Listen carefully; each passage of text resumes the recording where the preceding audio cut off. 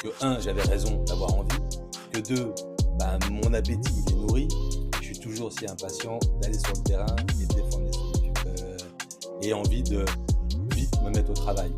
Savoir qu'on va réussir. Donc avoir des doutes, c'est bien. Venez, vous verrez. Bonjour Sébastien, peux-tu te présenter? Oui, alors je m'appelle Sébastien Molter, j'ai 52 ans. J'ai un parcours relativement complet. J'ai été commercial, directeur commercial, business developer, industry manager et directeur du développement.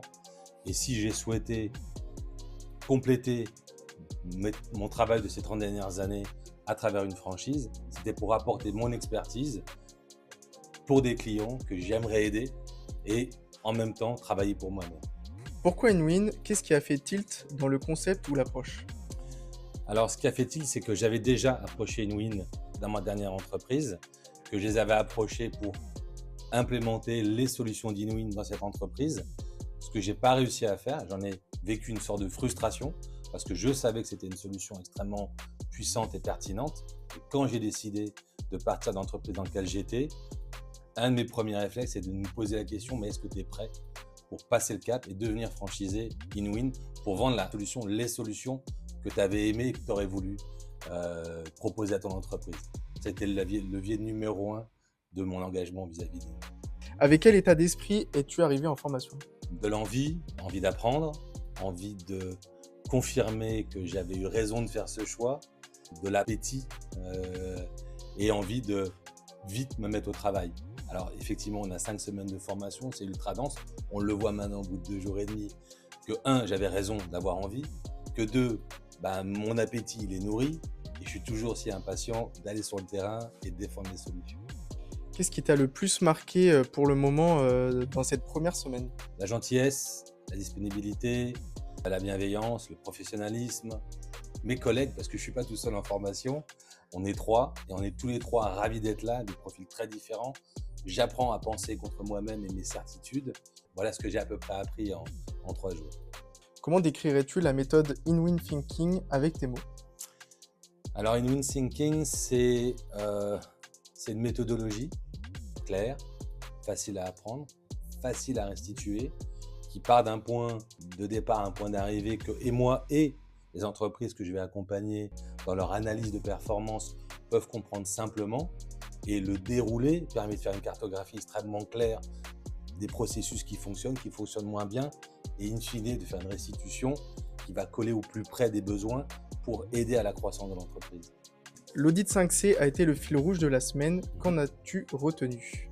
Ce que j'ai retenu de l'analyse 5C, c'est qu'en réalité, le processus de questionnement, il est souple, c'est-à-dire qu'on démarre sur des choses où les gens ont souvent travaillé un petit peu, la conquête, le fait de convertir, mais plus on avance dans le questionnement, plus on se rend compte que les gens ont des approches plus ou moins bonnes, mais quand il s'agit de fidéliser, de connecter leurs clients, voire même de capitaliser, donc de créer de la richesse supplémentaire, là on voit qu'il y a de plus en plus de lacunes et c'est là-dessus qu'on va construire notre modèle économique, en tout cas la réussite de nos clients.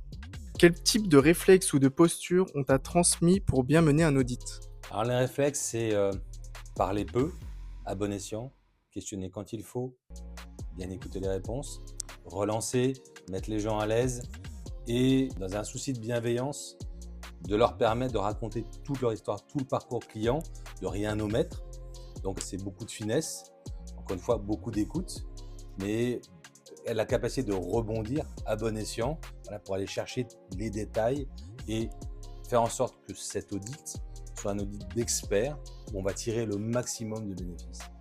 Pendant les cas concrets, as-tu commencé à te projeter sur la manière d'identifier les leviers pour les entreprises?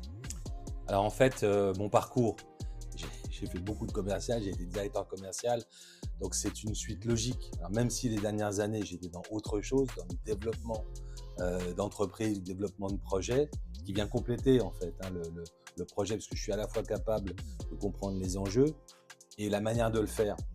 Donc en fait, oui, ça m'a permis de le faire, mais c'est surtout que ça m'a remis en selle, parce qu'en fait, il y a des réflexes que je n'avais plus, où j'ai dû retravailler, que je vais retravailler à la suite de cette première semaine de formation pour revenir encore plus fort d'ici la fin de la formation. Qu'est-ce que tu apprécies dans le fait d'accompagner une entreprise avec méthode avant même de parler d'outils? Savoir qu'on va réussir.